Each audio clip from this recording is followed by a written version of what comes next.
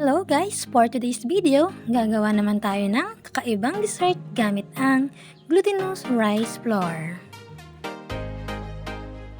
First step, magtunaw ng asukal. Naglagay ako dyan ng 1 cup of sugar. Hinalo ko lang ito ng hinalo hanggang sa matunaw ito. Ito kasing asukal na ito ang magsisilbi nating arnibal sa gagawin nating dessert. Sa mahinang apoy lang natin ito dapat lutuin para hindi ito masunog. At pag nakita na natin tunaw na ang asukal, pwede na natin itong hanguin. Next step, sasayin natin ito sa isang lagayan. Mas maganda, mainit pa ito pag isinali natin. Ito kasi sa nangyari sa akin, napatagal ang pagsasalin kaya tumigas na ang asukal. Kaya ang ginawa ko, ikinalat-kalat ko na lang ito kasi matutunaw din naman ito pag in-steam natin mamaya. Next naman natin gagawin ay ang mixture.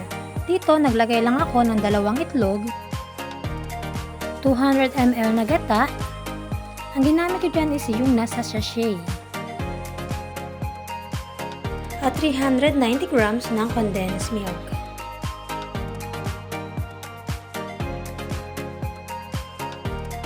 Hahaluin lang natin itong mabuti hanggang magsama-sama na yung 3 ingredients na inilagay natin.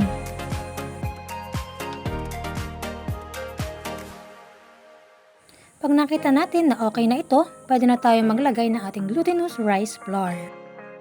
Sa recipe ito, gagamit lang tayo ng 2 cups of glutinous. Sa paglalagay nito, dapat unti-unti lang para mas madali natin itong maihalo sa ating mixture. Pag nailagay na natin ito lahat, haluin lang natin itong mabuti hanggang makuha natin ang ganitong consistency. After nito, pwede na natin siyang isalin sa tinunaw natin na asukal. Tatakipan natin ito ng foil at pwede natin siyang isalang sa ating steamer. In-steam ko ito ng 1 hour.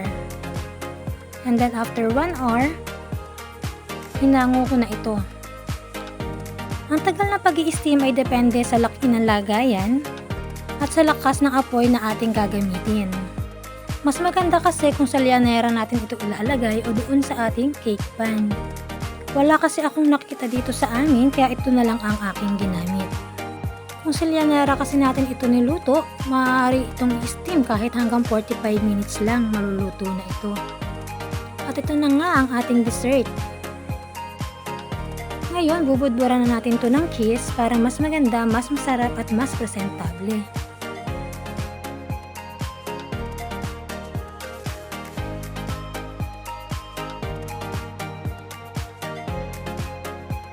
Palalamigin lang natin ito ng mga 10 minutes. At pwede na natin itong hiwain. Depende sa inyo kung ilang hiwa yung gagawin nyo. Dito sa akin, ginawa ko siyang 8 slice. At ayan, ready na ang dessert natin. Itsura pa lang, nakakatakam na. Try nyo na rin. Sundan nyo lang itong step sa video na to. Maraming salamat!